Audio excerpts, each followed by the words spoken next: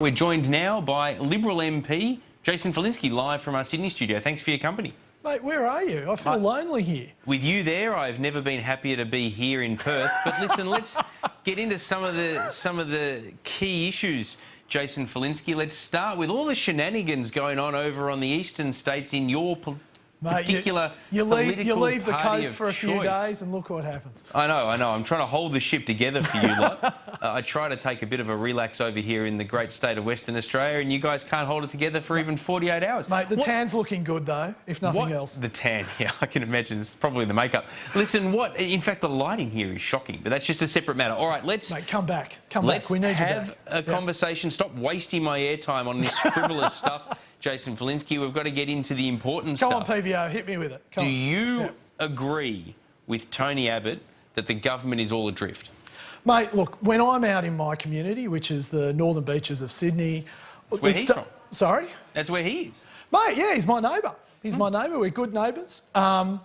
What I'm hearing from the community is effectively that they want a government that's getting on with the job, that's delivering achievements, that's talking about the things that are of concern to them. I know all of that. But what are they? Well, then why do you keep asking me such, Because the question is a very simple one. Tony Abbott says that the government is all adrift and that it can't find its way, but it needs to. Do you agree with him? Well, mate, do you agree with him? I mean, we've got a government that, frankly, has delivered on the ABCC, on the ROC, delivered business cuts to small businesses, 3 million of them, employing 6 million people. Jason Falinski, what's his problem? If you're rattling off all the achievements of the government, why is he so long in the tooth for the government? Oh, mate, look, it's... Down in the dumps. Said you're all doing badly. Why? Well, is he saying that? I don't think he's saying that. That's exactly what he's saying. I can take you through some of the quotes. It's in the Fairfax story. No, I'm not going to let you quote him out of context, PVO. Quote him out of context? No, you've been quoting him out of context. Hang on a second. This is Hang a government. On a second. How do you take someone out of context who says this, quote,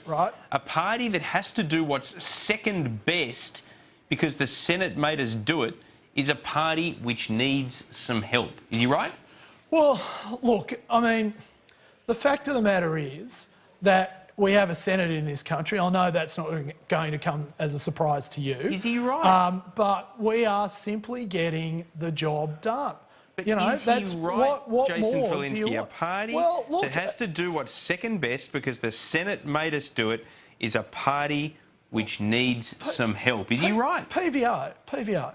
We have advocated for enterprise tax cuts, which will deliver more employment and more jobs at higher wages for Australians.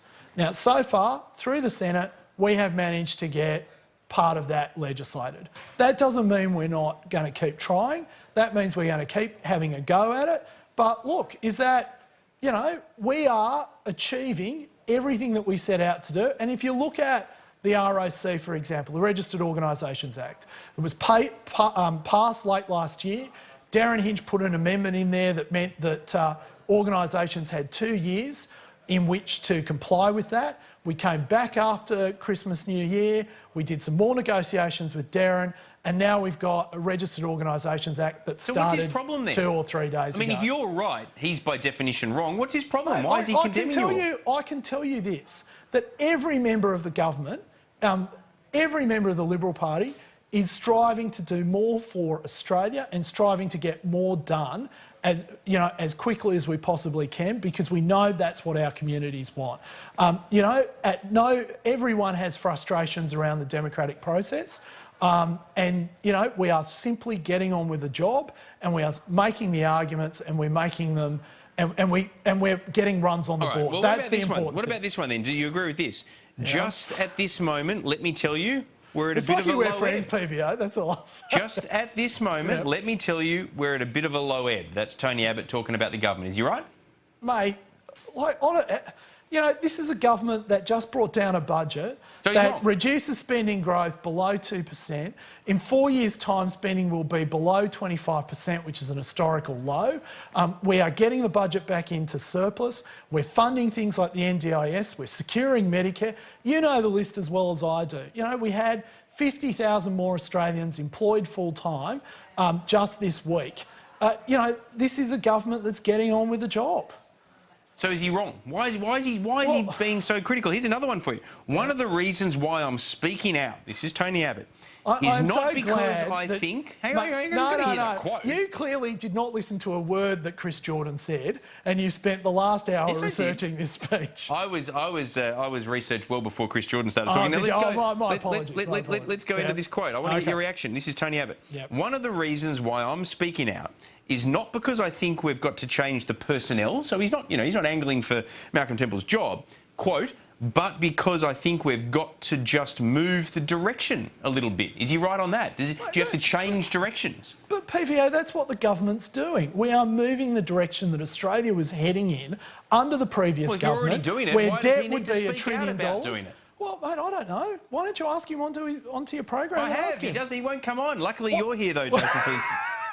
Yes, lucky for some. Look, mate, I don't know. I mean, all I can tell you is if the previous Labor government was still in power, gross debt would be over $1 trillion, and it's less than 500 billion at the moment. Now that's not good enough. We're trying to move the needle as quickly as possible, and that's what I'm dedicated to doing in Canberra when I'm there, because that's what my community's asking me to do. Quick final one on this, and we'll get to some other issues. Jason Felinsky, he said these things, Tony Abbott, while he was down in Melbourne. He was addressing an event for the Assistant Minister, Michael Sukkar. Malcolm Turnbull, he'd be rapt, wouldn't he, that his Assistant Minister to Treasury has invited Tony Abbott to speak and provided such full and frank and fearless ideas? Well, mate, the Liberal Party's never been a party that's been afraid of ideas. You know that. I've had Tony Abbott to my electorate in the past. I'll have him to my electorate in the future if he's willing to come, which I'm sure he will. For things, I mean, there's no problem with that. I can't imagine anyone being upset by that. So you don't agree with this Abbott supporter who says, quote, he is definitely on the warpath. I've never seen him speaking so well or looking so good. Well, mate, I have to admit he's looking pretty good. Yeah, But look, is he on the warpath? I wish I was that fit. Let me put it that way.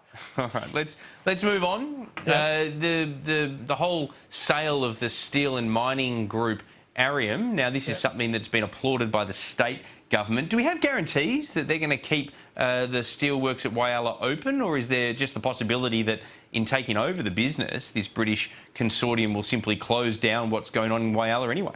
Well, mate, you don't buy a business to close it down. So you can close down the inefficient operations and then focus on the other parts. Oh, look, that is the only operation, isn't it? I don't know. Yeah, I'm pretty sure that's a major operation. So the Arium Steel, I mean, step one is finding someone who actually wants to operate it.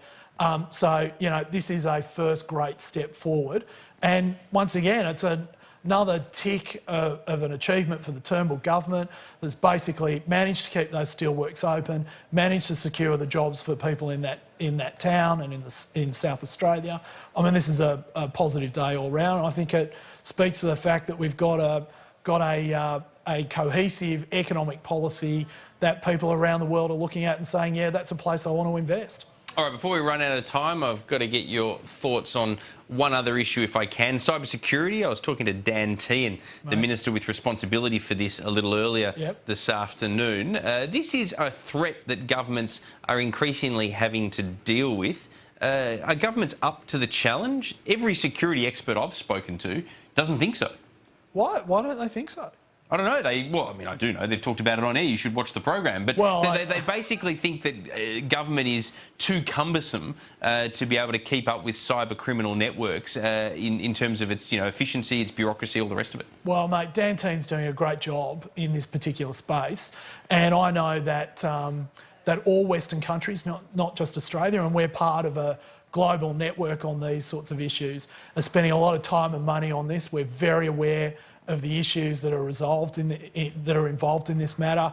Our economy is now basically run in the digital space.